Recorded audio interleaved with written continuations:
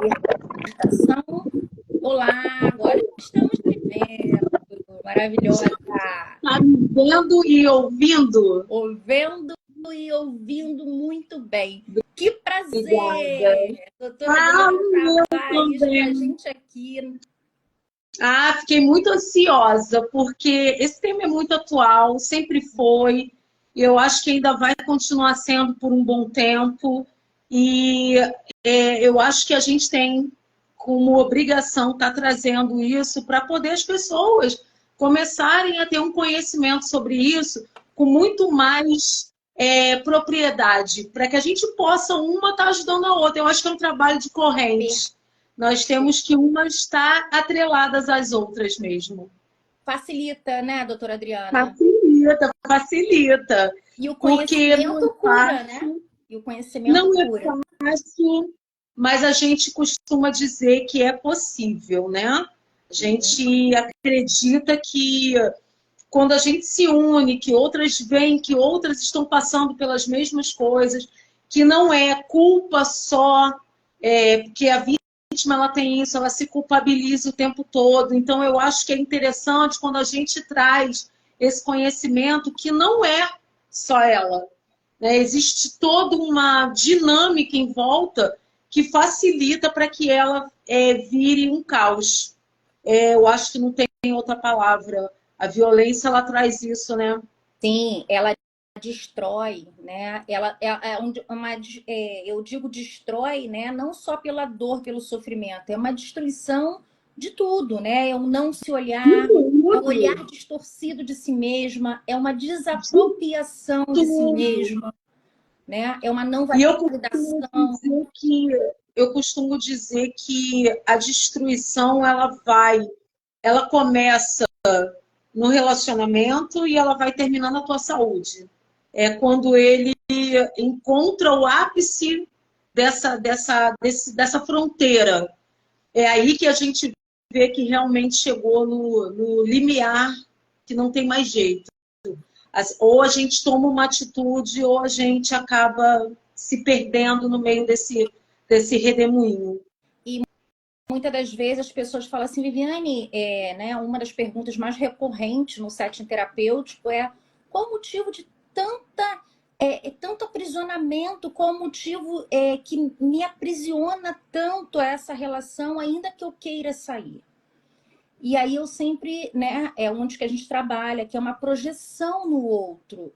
E essa projeção, ela é sobre um sonho, é sobre um desejo, é sobre uma família, Sim, sim. das vezes terem filhos, inclusive estender essa projeção a eu queria tanto que meus filhos tivessem um pai e uma mãe que morassem juntos. Então essa projeção ela vai alimentando esse lugar aprisionante, vai sustentando disfuncionalmente esse relacionamento abusivo, onde a mulher, muitas das vezes, o homem também, mas até por uma Melhor questão da proteção, né? sociedade, ela, né? Ah, porque a culpa é minha, quando você falou da culpabilidade, né? Se culpa como se ela tivesse desmanchando e desfazendo uma família, uma grande família, né?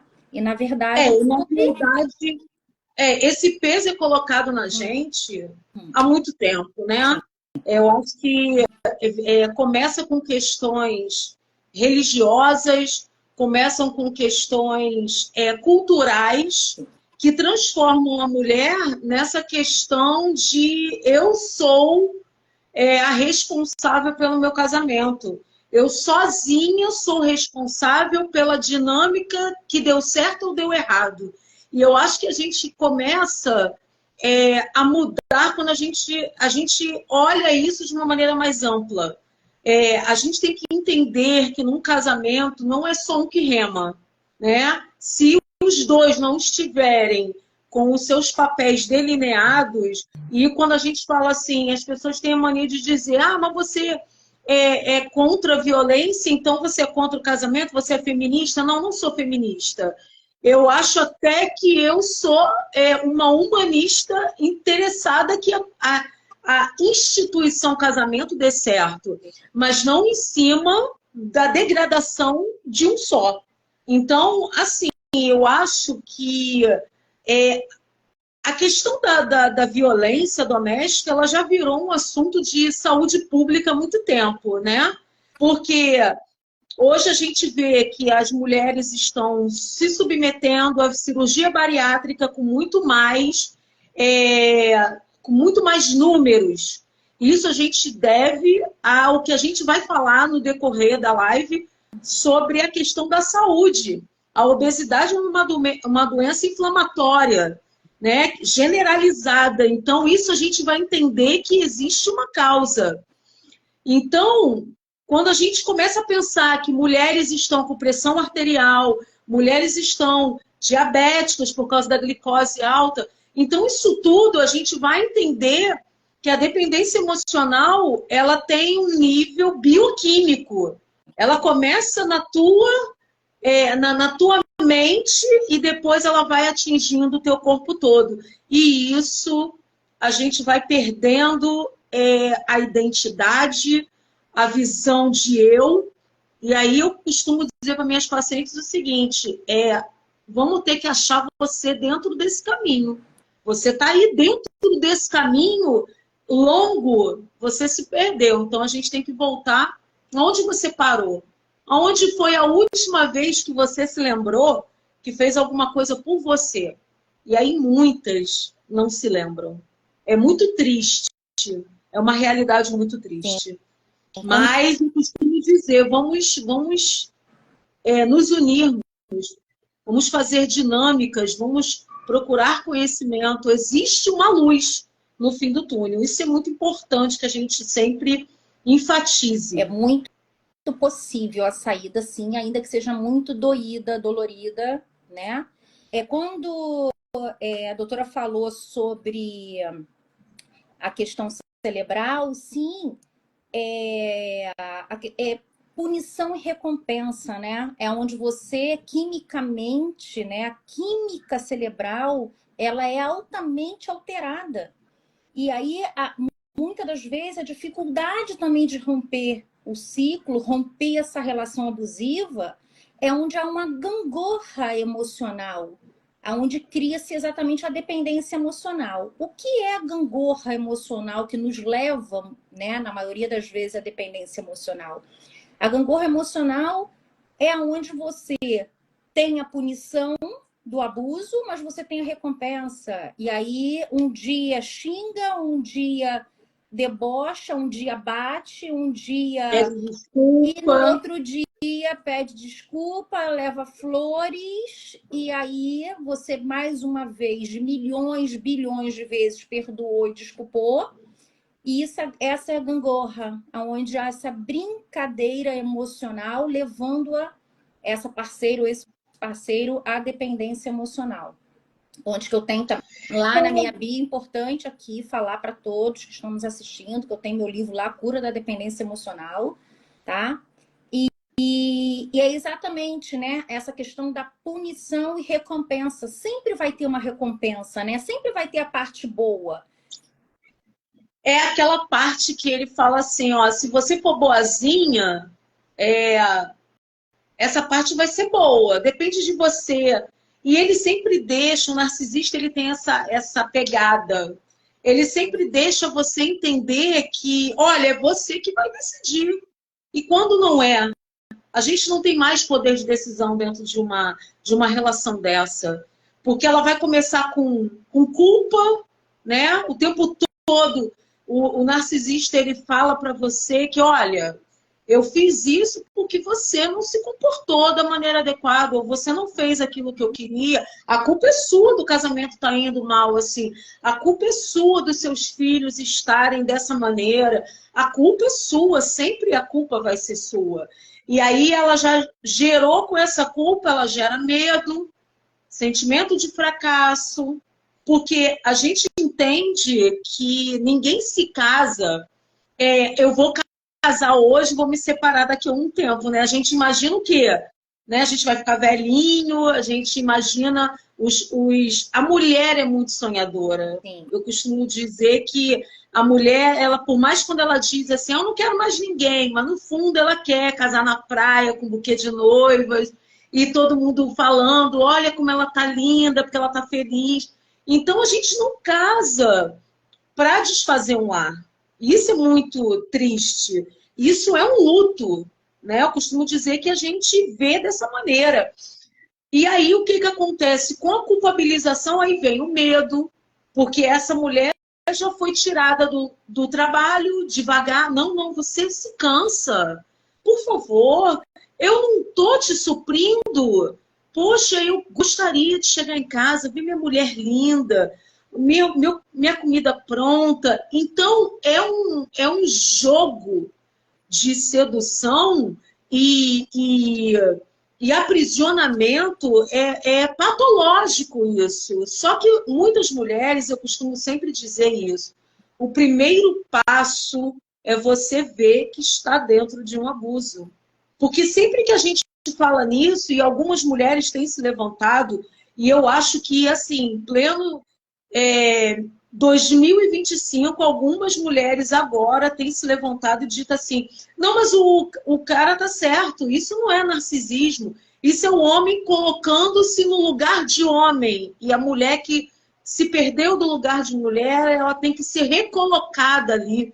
Gente, eu ainda fico pensando, essas mulheres não sabem do que elas estão falando, porque até a gente colocar na cabeça da vítima o entendimento do abuso, essa vítima já está num estado que muitas vezes a gente pensa assim, meu Deus, como que ela conseguiu chegar até aqui? E aí eu costumo dizer por experiência própria, eu vivi um relacionamento tóxico. E eu também vivi tudo isso. E a gente costuma dizer assim, quando a gente tem na nossa história a experiência, a gente sabe do que está falando. E eu pensava assim, caramba, como é que vai ser, cara? Não vou conseguir nunca sair daqui, dessa história, desse... Porque eu sempre... As pessoas vão falar, porque tem uma coisa muito ruim, que é a aparência que o narcisista cria para fora de lar perfeito, de tudo muito organizado, a dinâmica dele provoca nas pessoas uma estabilidade que não existe dentro das quatro paredes. A estabilidade emocional que as pessoas veem fora é a estabilidade emocional que não acontece dentro das quatro paredes, que ele é o dono, né? Que ele é o reino dele ali sobre a imposição das coisas que ele quer. Então, isso... Aí a mulher, primeiro, ela vai achar que está sendo protegida, ela vai achar que está sendo considerada, mas é o contrário de tudo isso. Ela não está sendo valorizada, ela não está sendo ouvida, e o que é pior, ela está sendo subtraída de si. Sim. E chega um ponto que os próprios filhos falam assim, quando que você vai tomar uma atitude? Porque eu não aguento mais viver isso. Uhum. E aí eu acho que é chegado o momento da pessoa falar assim, eu vivo um abuso. Como que eu vou sair? E quando a gente fala nisso, a gente volta na questão da saúde. É nesse ponto que eu sempre pego. Você pode escolher. Muitas falam assim, e se ele me matar? Né? Porque eu acho que é o medo de muitas, são os feminicídios, né? Que a gente vê o tempo todo. O caso da Vanessa Ricard, por exemplo, semana passada, a jornalista, foi assim, traumático, com a medida protetiva dentro da bolsa. Então a gente pensa assim, será que tem que chegar nesse ponto? É necessário chegar nesse ponto? E aí eu entender também, né, de que quando uma relação está me fazendo mal, qual é o motivo pelo qual eu ainda acredito que essa relação vai ser boa, né? O quanto que eu ainda vivo no imaginário, o quanto que eu ainda vivo no mundo de Bob, né? É entender essa relação me faz mal, essa minha relação há traições, e traições não é só fisicamente falando, né? Traições De confiança. né? Então, primeiro precisamos ter a consciência, ampliar nossa consciência e saber, estou vivendo um relacionamento abusivo. Por isso que essa live, Ponto de Cura, toda segunda que acontece às 8 da noite, eu falo que não é terapia, é terapêutica. porque a gente quer trazer aqui, conforme a doutora falou desde o início, conhecimento para que primeiro saibamos que estamos vivendo um relacionamento abusivo. E aí o segundo passo é resgatar, se apropriar de si, né? É um autorresgate, um encontro em si, um olhar de dentro para dentro, né? Um mergulho para dentro, para respirar, se retomar, né? Porque aí essa mulher que está, ou esse homem em frangalhos, que é destruída, esburacada, desconstruída, enfim, ela mesma não mais se valida, não mais se vê. Muitas das vezes esse olhar fala assim, não se reconhece mais, né? É um não reconhecer de si, é uma desapropriação do próprio eu, né? É um distanciamento de si mesma ou de si mesmo. Então, primeiro é o entendimento. E aí, o passo, inclusive, a terapia, importantíssimo para essa reconstrução, esse autoconhecimento, né? Porque primeiro precisa existir um divórcio emocional, para que depois o divórcio físico, né, ocorra da melhor forma possível. Eu costumo mesmo que seja dizer que o divórcio ele vai ser emocional e energético, né? Perfeito. Porque se a gente entender que tudo é energia, a gente vibra nesse ponto, e é isso que eu costumo falar sempre para as minhas pacientes, é o seguinte, se tira do lugar de vítima, porque vítima vai sofrer o tempo todo, mas quando você diz assim, não, eu preciso ser sobrevivente, eu preciso encontrar uma forma de sobreviver a isso. Então, quando a gente... existem dois pontos muito importantes que eu sempre ressalto. Esse abuso, quando você vivencia, ele primeiro, ele está enraizado quando você fala assim, eu tenho que entrar em mim de novo, né? Entender dentro de mim aonde estão essas respostas. Eu acho que a primeira coisa que a gente deve entender é que a nossa criança interior está precisando de uma atenção muito melhor, né? A gente, quando fala em criança interior, as pessoas falam assim, não, mas eu já sou adulta. Não, você já é adulta externamente, mas em algum ponto você foi submetida a um abuso e aí você reproduziu isso quando você não alcançou a lição, porque era muito jovem, e aí hoje essa criança exige de você o mesmo posicionamento. Então o primeiro passo é a gente entender que a nossa criança precisa de atenção. O segundo passo é a gente entender a dinâmica bioquímica disso. Nós temos o eixo HPA, que é uma química cerebral, que a gente sabe que é o ponto de partida para a dependência emocional. Ela vai começar nessa fase bioquímica, porque existem vários hormônios que são colocados no nosso organismo quando a gente está em estresse, quando a gente é colocado em estado de alerta. A vida com o narcisista, ela é como um assalto o tempo todo de você. Né? Porque quando a gente tem essa química do eixo HPA, e as pessoas perguntam, mas o que é o eixo HPA? É o hipotálamo, a hipófise e a adrenal. Então a gente sabe que ali tem o hipotálamo, as pituitárias, né? Ali liberando esses hormônios para que a gente fique alerta em um caso de estresse. Eu estou andando na rua, tarde da noite, eu posso ser assaltada, então eu estou no estado de alerta. Esses dois hormônios que essas duas glândulas estão produzindo no meu organismo. E depois vem as suprarrenais, com o cortisol, né? E um outro hormônio também, e vai jogando ali na tua corrente sanguínea para que você fique em estado de alerta. Isso é muito bacana. Mas o tempo todo com o narcisista, a gente está liberando isso no nosso organismo o tempo todo. E aí, o que um estado de estresse, né, de angústia. Você começa a engordar, porque você vai causar transtornos mentais e transtornos físicos.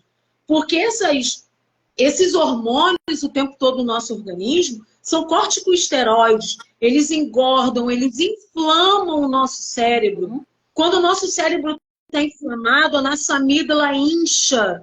E o nosso cérebro, uma coisa que o narcisista faz, que é muito séria, ele começa a privar a vítima do sono.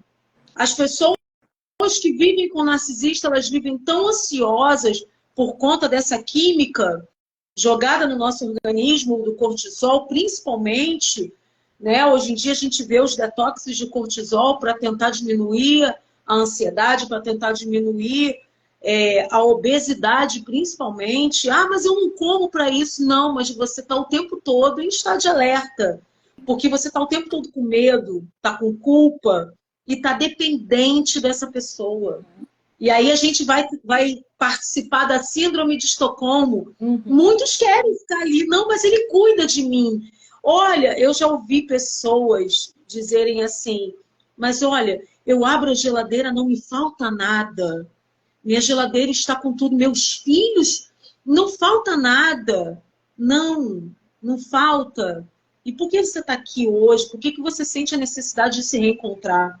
Então, a gente precisa entender que a química narcísica, ela está afetivamente, emocionalmente, bioquimicamente, está tudo interligado. Se você não souber o degrau que você vai subir para diminuir isso tudo, fica muito mais difícil. Nós temos um grupo de acolhimento de mulheres chamado Renovare Reconstruindo. A gente diz que é bom renovar com a reconstrução. E essas mulheres, elas entram diretamente, o link está na minha bio. Você pode entra direto no WhatsApp, sempre vai ter alguém ali para te ajudar, com acolhimento. E assistência jurídica, assistência emocional e ajuda de como que eu posso fazer. Então, muitas das vezes, né, doutora Adriana, as pessoas estão num sofrimento tão intenso que muitas das vezes desistem de lutar. Jogam a toalha, né? Dizem, isso mesmo, eu nasci para sofrer, eu não dou certo com ninguém, já é o meu segundo, terceiro, quarto, quinto casamento, está entrando numa reprodução, numa repetição, né? Mas há a possibilidade de ressignificação. Possibilidade sou a prova viva disso. Eu sou a prova viva disso. Eu vivi 27 anos no abuso. Eu comecei no abuso com a minha madrasta. Ela era muito rígida. E aí eu fui reproduzir aquilo. Eu costumava dizer para as pessoas que a pessoa que eu tinha, ela era idêntica à minha madrasta masculinizada. E eu falava assim, gente, como pode? Mas era eu que estava reproduzindo esse padrão. Sim. Então, a vítima não tem vítima. Nós somos sobreviventes. Então, o primeiro passo que eu acho que é um descortinar é você se tirar desse posicionamento. Você não é vítima de nada. Perfeito. Você apenas não teve o conhecimento para poder uma visão porque o vitimismo aguçada. Justifica, né, estar nesse lugar. E aí você permanece, né? Se eu sou vítima, eu estou justificando que eu mereço sofrer. Se eu sou vítima, eu estou justificando que eu vou permanecer nesse abuso. E aí, quem está se abusando somos nós mesmas, né? Por uma questão dessa dependência emocional, dessa desapropriação, dessa não mais conexão, né?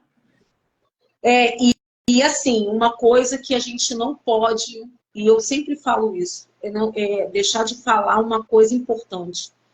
Sendo você a tomadora da decisão ou o descarte, que é quando o próprio narcisista não quer mais, né? De nenhuma das formas será fácil. De nenhuma das formas vai ser menos dolorido, mas é possível. Eu costumo dizer para as minhas pacientes que o ouro, ele é provado a sua qualidade em altas temperaturas. E aí, quanto mais alto, mais ele brilha. E eu costumo dizer assim, gente, é dessa maneira. A gente vai ter que se encontrar nesse caminho, a gente vai se ferir, a gente vai quase desistir, mas quando a gente começar a ver assim, não, peraí, eu sobrevivo. Eu sou uma sobrevivente já. Então, eu consegui sair, peraí, por que eu vou voltar? E isso é muito interessante quando essas mulheres se tomam de volta. Esse elas não vamos falar aqui não para quem não mais sabe. qualquer coisa. Quem não sabe, doutora Adriana, o roving é exatamente ir e voltar. Né? Isso aí. É essa questão do separar e retomar. Né? E aí a manipulação acontece nesse roving, onde eu volto para ter o controle. E aí eu vou. E aí esse jogo, esse joguete, essa brincadeira, né? E a gente costuma dizer o seguinte, para narcisista, a tolerância é zero. A tolerância é de não voltar. Porque a gente vê em 86% dos casos de mulheres que decidiram voltar, esses 86% tiveram dentro deles pessoas que não conseguiram mais sair vivas. Então a gente tem que entender. E existem fotos chocantes na internet sobre mulheres que decidiram voltar e saíram de maneira trágica. E não então, só se você pelo tem feminicídio, né? Mas pela doença instalada, aonde te claro, leva ao lugar da morte também, né? Então a morte está latente de alguma forma, né? Qualidade de vida. Eu, quando eu estava dentro do abuso ainda, e eu fazia terapia, eu faço terapia desde jovem, e eu me lembro que numa dessas vezes que eu estava conversando com o meu terapeuta, ele falou assim, por que você não sai? Aí porque eu tenho medo de morrer. Aí ele, não tenha medo, porque você já está morrendo. Você só vai escolher entre morrer devagar e morrer rápido. E é verdade. A gente não pode pensar nisso como morte, tem que pensar como vida. Você já veio morrendo, mas espera aí. O que passou, você talvez não tenha como modificar. Você vivenciou essa experiência e aí a questão da ressignificação é muito importante. Eu sempre, quando eu entendi que eu vivia um abuso e não o meu amor verdadeiro, que a gente imagina, né? E eu falava assim, gente, cadê o cavalo branco? Cadê? Não tem. É um sapo. E quando a gente cai essa ficha, a gente fala assim, o que eu vou fazer agora? O sapo tá ali. Eu saio ou eu caso com o sapo mesmo e viro a Fiona? É que a gente já começa a conjecturar um monte de ideias. Mas o melhor de tudo é quando a gente olha e fala assim, não, o que foi, mas daqui para frente eu posso fazer uma nova história. Muitas de nós estamos adoecidas, enfraquecidas, cansadas, desesperançadas. Muitas de nós falam assim, olha, eu não quero mais ninguém. Ficam mais seletivas, isso é bom, porque elas conseguem ver o abuso de longe. Sim. Quando a gente consegue ressignificar, olha, eles agem, elas já chegam para, olha, teve essa semana que olha, eu já percebi logo um detalhe. Então, isso é muito bom. É a gente saber que a gente não precisa de qualquer coisa. Eu não preciso de homem. O homem é, para mim, uma pessoa parceira. Agora, eu não posso me colocar na situação de, olha, se eu não tiver um homem, eu não sou feliz. A gente precisa ser feliz com a gente. A solitude não vai nos trazer isso, mostrar que solidão é uma coisa, solitude é outra. Até porque você trazendo isso, né, doutora? Essa questão da gente poder ser sujeito do objeto. O mundo, o outro é o objeto, eu sou sujeito. E aí, essa distorção, né? Eu agora passo a ser objeto e o mundo, o outro, sujeito da minha vida. E aí Exatamente. eu vou me desapropriando de mim. E, gente, para quem está nos assistindo, a gente sabe, né, que é muito difícil a saída, sim. Nós estamos aqui, né, como rede de apoio, trazendo conhecimento. Muitas pessoas desistem de sair. Muitas pessoas têm medo, sim, porque tem uma dependência financeira, porque tem filhos. mas é possível sair, que conforme a doutora Adriana acabou de trazer, é uma morte aos poucos, diariamente. Com E aí você certeza. vai levando isso no formato de uma autodestruição aos pouquinhos, né? Todo dia um pouco, todo dia um pouco, e isso você já está vivendo a pulsão de morte ali, muito Exatamente. bem E instalada. aí, lá na frente, as nossas vós viveram isso. Muitas, as pessoas romantizam muito isso, né? Antigamente, os casamentos duravam porque a gente aprendia a consertar e não jogar fora. Tá, peraí, será que elas foram tão felizes? Será que eu estar ali me anulando? É só a gente olhar certas fotos, mulheres envelhecidas, apencadas de filhos, né?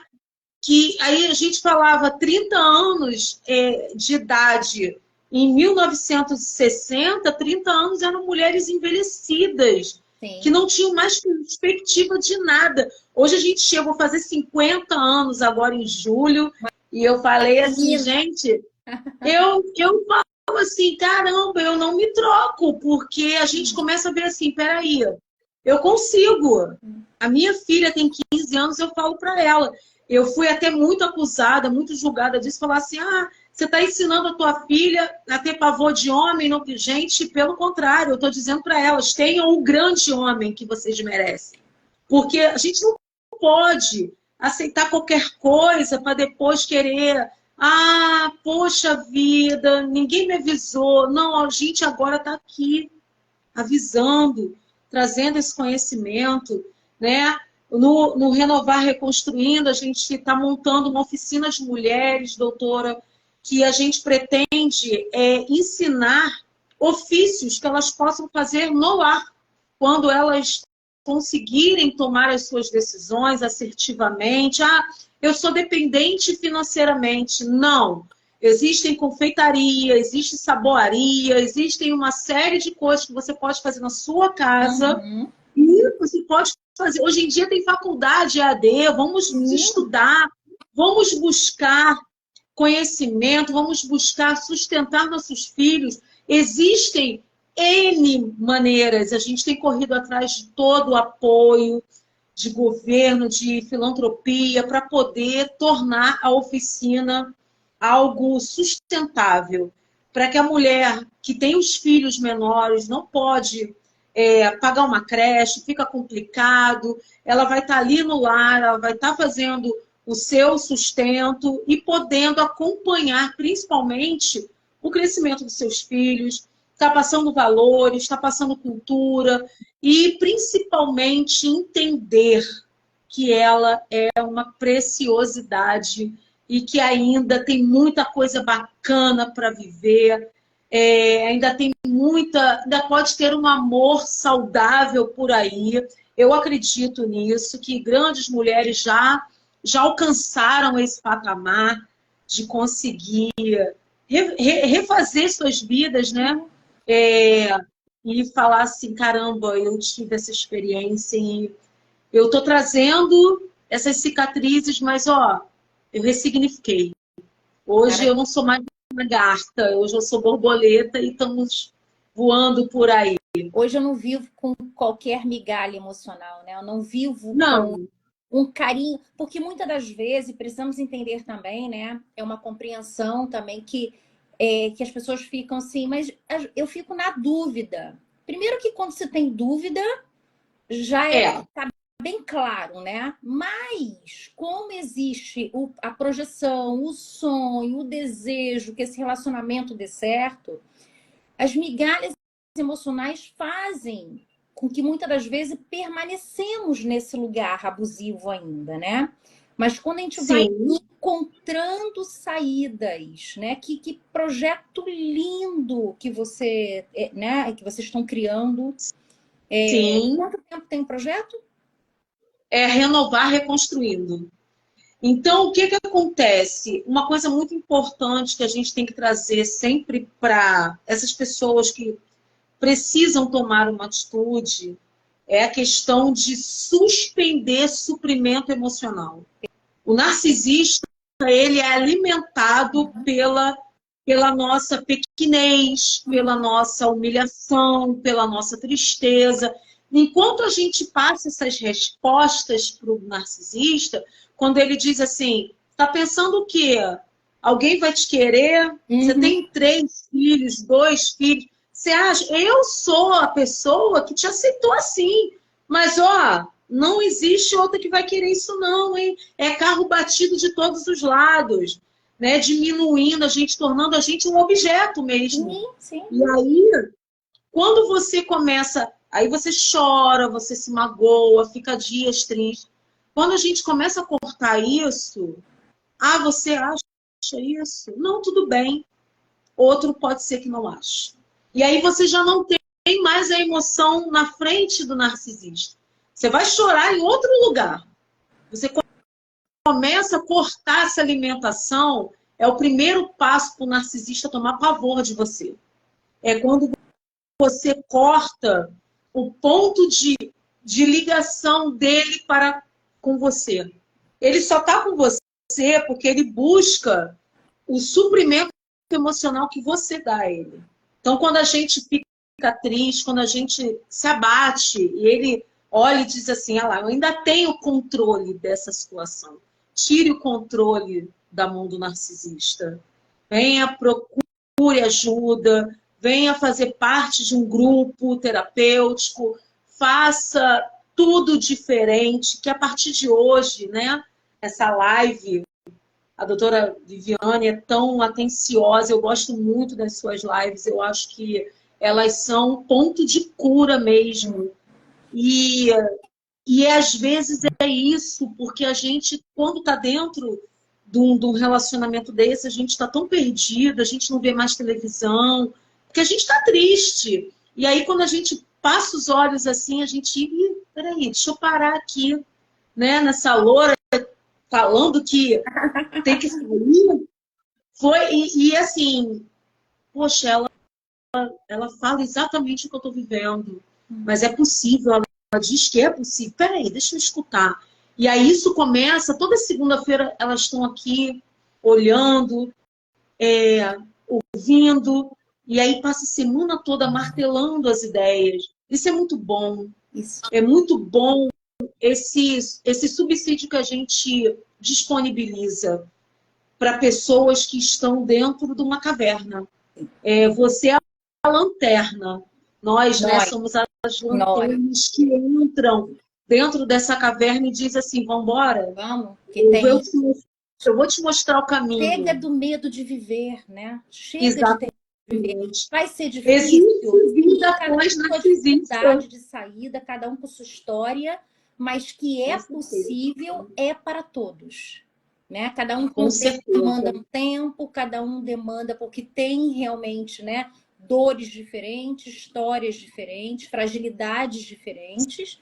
Sim. Mas é muito possível para todos. É isso que precisamos entender. Sim. De uma vez por todas. Então, assim, sair desse vitimismo já é um passo de cura. Olhar... É o primeiro degrau. Exatamente. Olhar para si, olhar no espelho e falar, a partir de agora, eu aceito, eu decido me amar, me olhar, ser prioridade na minha vida. Qual é o primeiro passo a dar? Existe um exercício que eu gosto muito, e com todas as minhas pacientes eu inicio sempre assim. Você tem um espelho na sua casa que você consiga se ver toda? Espelho? Acho que tenho. Mas tem que ver tudo? É bom. Vamos ver tudo. Vai tomar banho, bota aquele espelho, mas sem roupa. Vai se descobrir, vai se redescobrir. Perfeito. Você vai notar que você mudou. Você pode estar mais velha, você pode estar mais amadurecida, mas vai se olhar e falar assim, sou eu. Nossa, muito prazer, quanto tempo eu não falava com você? Porque é isso que acontece. Essas dinâmicas entristecidas nos roubam de nós. Até para se reconectar ou reconhecer acontecer dentro dessa dinâmica que você trouxe, o descuido, né? É olhar também, muitas das vezes, se apresentar, né? Livremente. Esse é um choque, Como é que eu estou me vendo? Quem sou eu nesse lugar? Eu estou me desconhecendo. É um autoabandono ou um autoencontro? Né? Porque tem dois viés dentro dessa técnica, né? E muitas das vezes as pessoas... E aí, eu acho que quando a pessoa começa a olhar e falar, meu Deus, o que eu fiz comigo? Perfeito, é isso. O que eu fiz comigo? Porque tudo que fazem com a gente é a gente que permite de alguma forma. A gente cala para o primeiro grito, a gente cala para o primeiro tapa, a gente cala para o segundo e a gente já calou para tudo. Quando a gente toma uma atitude no primeiro movimento, muita coisa pode ser evitada. Eu costumo dizer no grupo que o primeiro lugar hoje que deve ser trazido a questão da violência, a questão do relacionamento abusivo, do relacionamento tóxico, é dentro das escolas. É dentro das escolas, para os adolescentes que estão começando a vida, a namorar, a se enamorar, a se olharem, é a hora que a gente tem que entrar com esse conhecimento.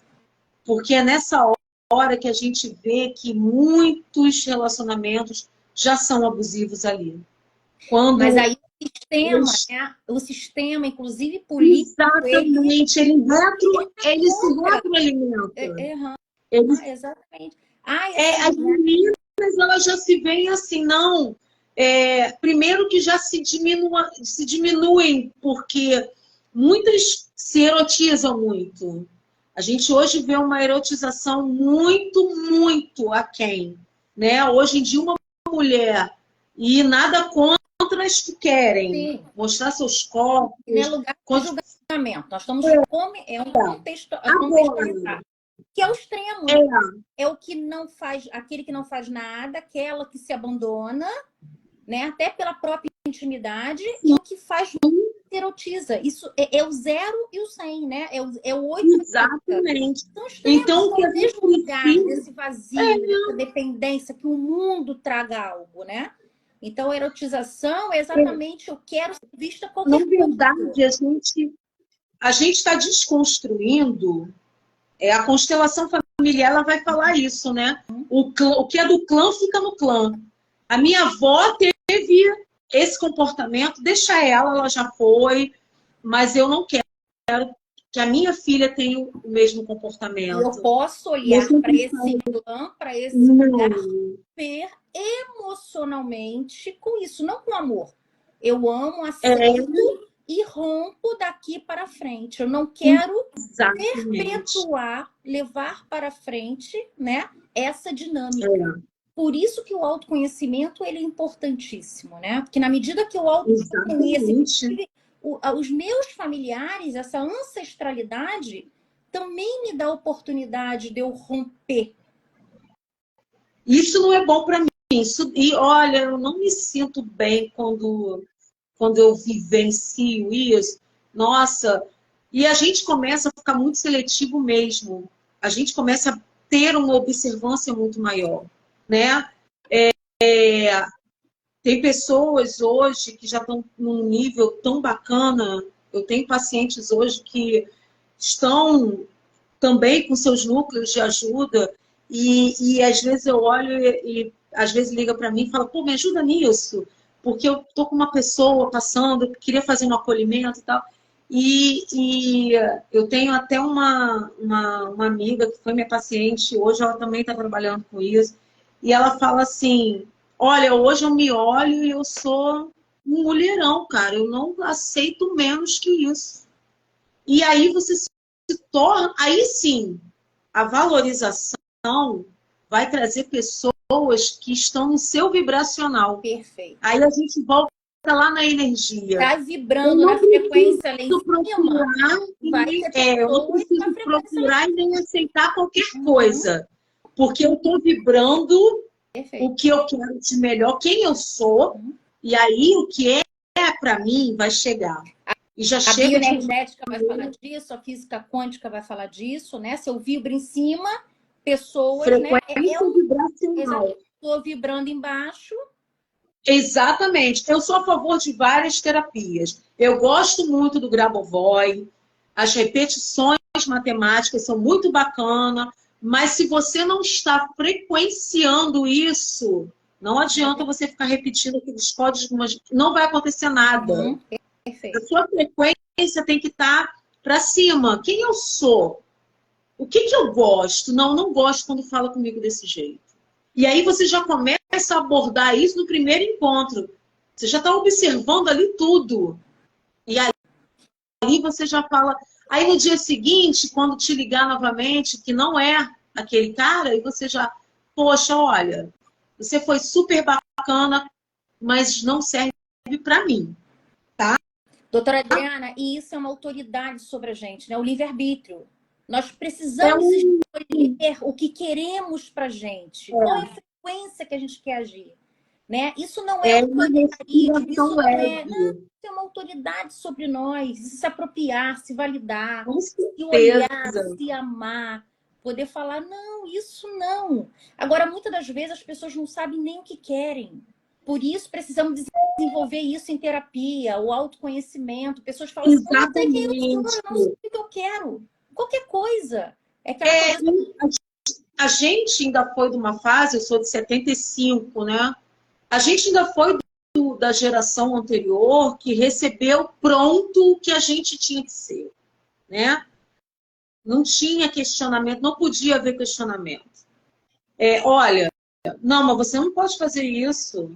Poxa, eu sempre vivi assim com seu pai e olha, tinha que ser dessa maneira. Peraí, mas também estava disfuncional ali, hein? Uhum. Então, hoje, a gente está transformando isso. Essa geração Z, que as pessoas gostam muito de taxar de um monte de coisas, eu costumo dizer assim, eu adoro a geração Z. Sabe por quê? Porque eles estão vindo mais práticos e eles já colocam os pingos nos is e quando algo não está legal, eles já cortam ali. Então, eu acho que essa geração não está sendo tão ruim quanto as pessoas falam, não. O que elas estão sendo é vivencialistas. Eu quero viver isso de maneira plena. Eu quero respirar aliviado no relacionamento. Eu não quero ir... O quê? Eu não posso ir ali? Não, por que eu não posso? Eu sou livre, ir e vir. Então, eu acho que é isso. Doutora Viviane, a gente precisa trazer esse candeeiro aceso para essas pessoas poderem falar assim, caramba, olha lá, ó, ela ficou presa há 27 anos, mas ela hoje está solta, do jeito que ela... Ah, mas está sozinha? Por plena opção.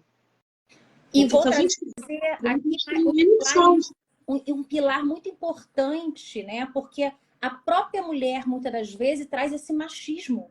E essa geração Z, ela rompe com esse feminino machista. Muitas das vezes o feminino também é machista. Então, não, mas eu errei. Não, mas eu tinha que colocar a comida dele, por isso que ele quebrou o prato. Não, ele voltou e me xingou porque, além de eu trabalhar, lavar louça, lavar roupa, cuidar de filhos, eu tinha que colocar comida. Faltou isso. Então, a mulher também precisa romper com esse passado, que vem lá da Idade Média, bem antes, né?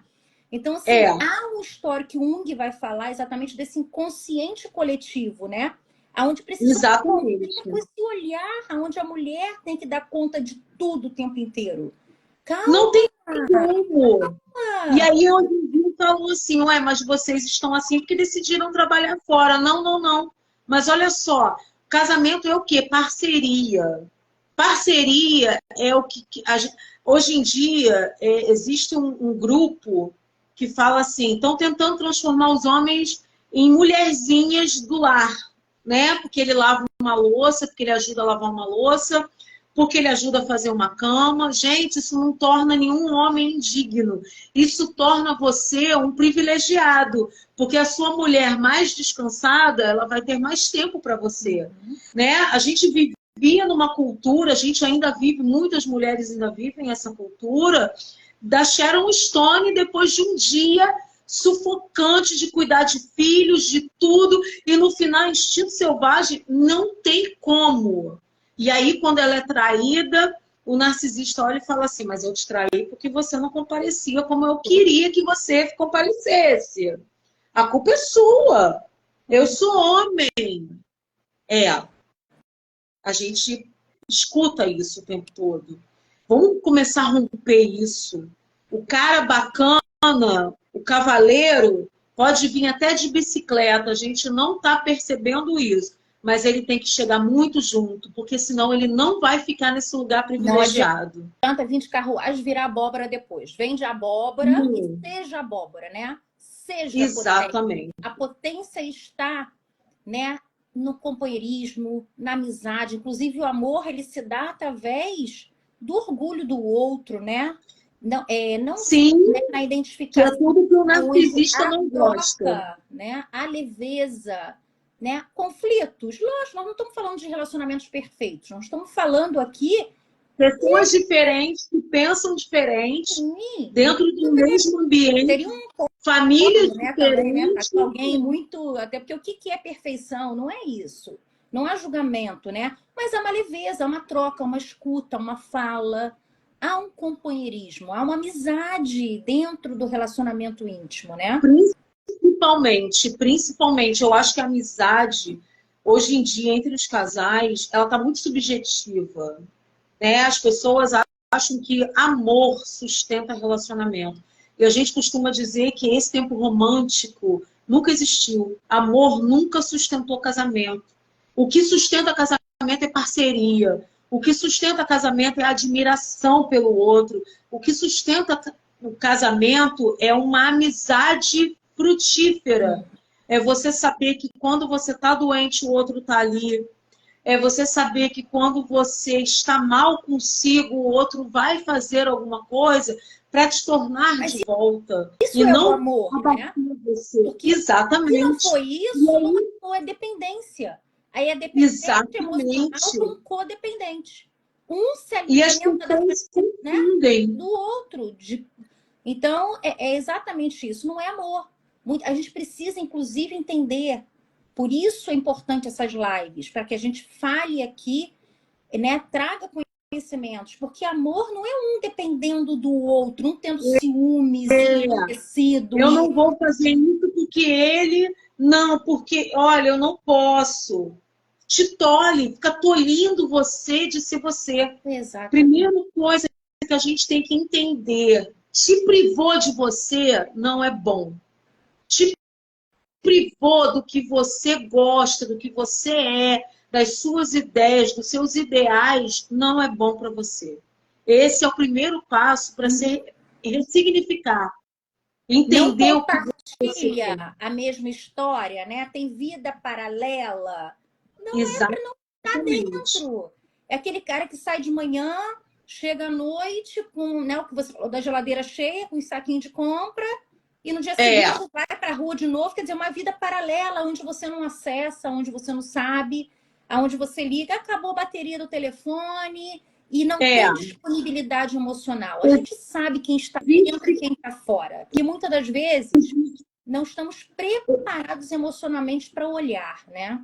Não há uma coisa que eu costumo muito assim, dividir isso com as pessoas, porque muitas ouvem isso. Eu, durante algum tempo desse relacionamento que eu tive, quando eu ainda estava na esperança daquilo ali ressignificar, e a gente tenta de tudo, espera muito tempo, enfim.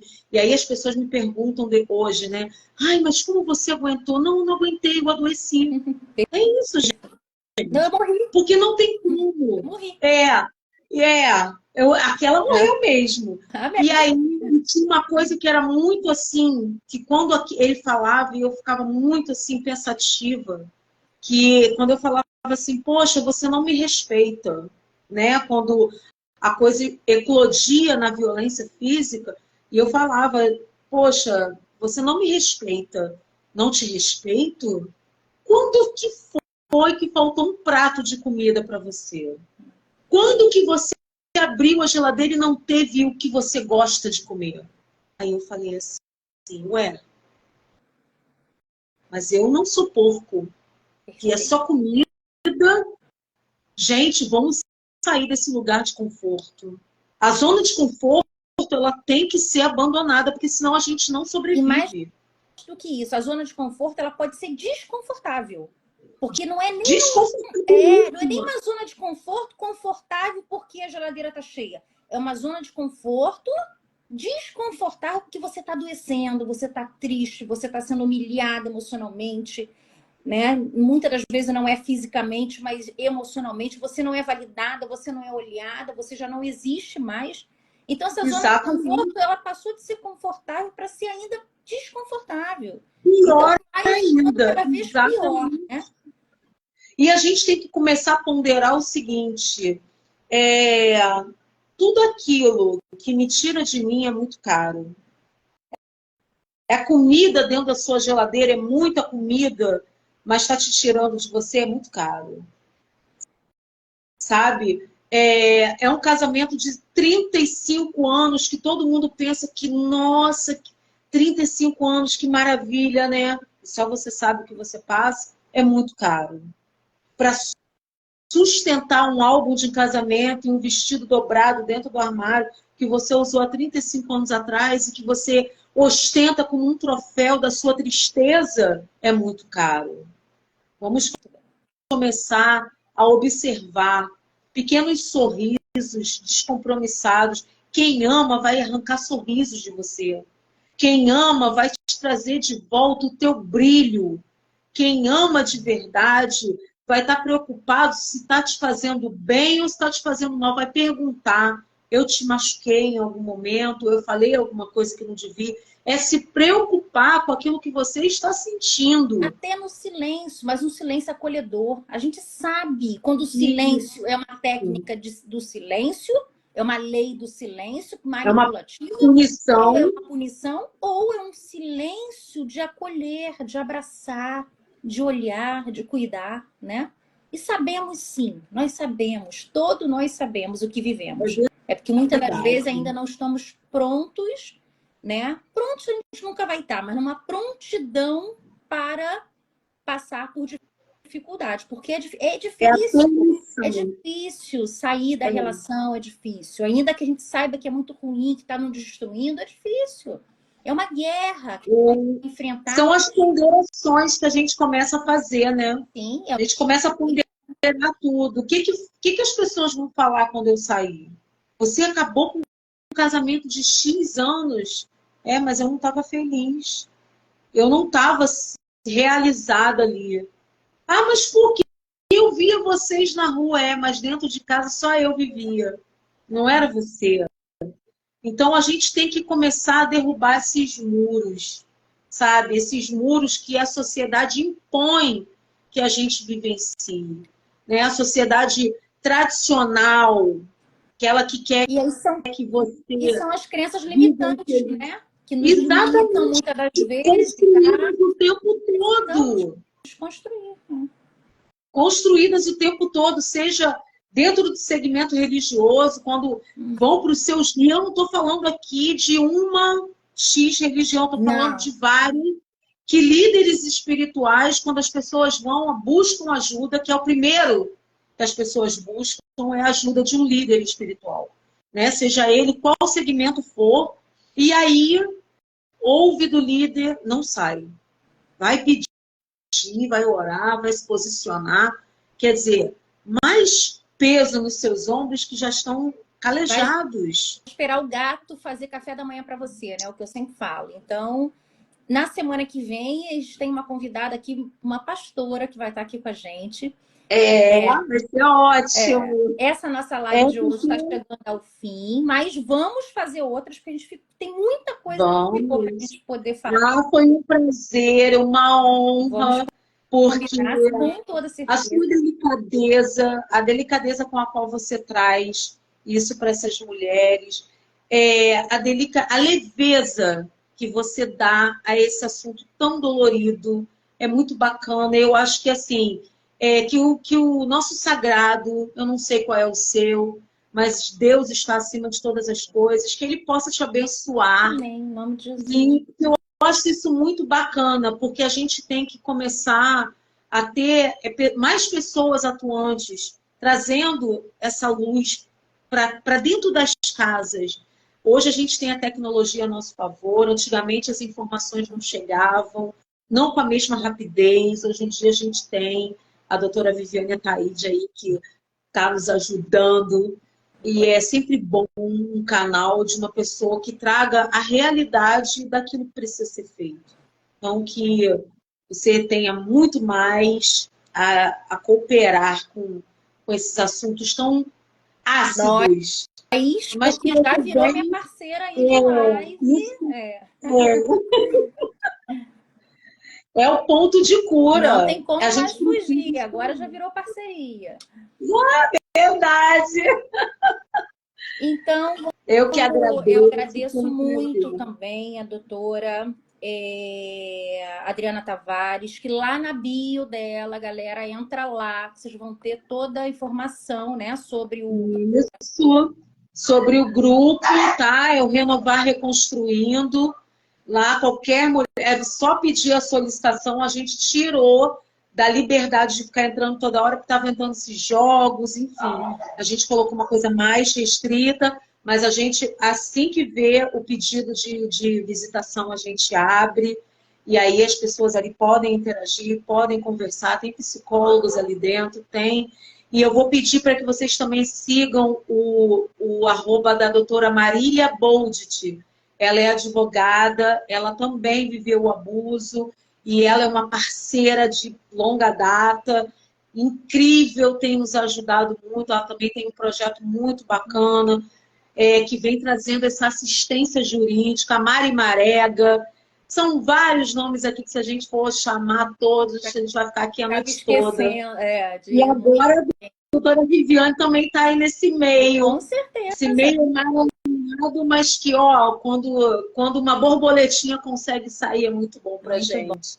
A gente sente um orgulho muito grande e a gente vê depois a pessoa se andando com as próprias perninhas. Isso é muito bacana. Não tem preço, né? E aí é o divino mesmo, é todo divino, né? Porque aí é gratidão. Com certeza. E a gente com certeza. E a gente vai colhendo pelo prazer, porque estamos aqui com o coração. É uma recompensa, né? Então, muita gratidão. Até a nossa próxima live, tá? Em breve estaremos novamente aqui. Isso. Lá na minha vida tem os e-books lá, violência doméstica, cura da dependência, o relacionamento abusivo, teste de saber. Tô com narcisista, tem um teste lá, que é um teste, obviamente, que é terapêutico, né? Aqui eu sempre falo, não é terapia, mas é terapêutico. Nós estamos baseados na ciência aqui, não é achismo. Então, isso é importante falar, mas a terapia ela é individual, muitas das vezes em grupo, né? Grupos terapêuticos, que funciona como, né? Mas a terapia que eu digo individual por ser sigilosa, então aqui não há exposição de ninguém, mas há um movimento terapêutico muito sério. Nós somos instrumento da ciência, tanto eu quanto a doutora, quanto a todos os meus convidados que vêm aqui atuar, porque aqui não tem brincadeira, aqui nós estamos lógico, resolvendo com vidas, né? vidas, com almas doídas, sofridas, ressignificadas, ressignificando, né? E o que importa é estarmos fortalecidas. Eu acredito que toda live, tenho certeza que eu saio daqui também transformada. Acredito que a doutora tenha saído daqui com algo melhor. Sim. Existe essa conexão aí. Então, gratidão mais uma vez. Até a próxima. Um grande abraço a todos. Um abraço, doutora Viviane, pela oportunidade. Um beijo a todos aí que vieram pelos anúncios que a gente ficou colocando. E até a próxima. Até a próxima. Um grande abraço. Beijo.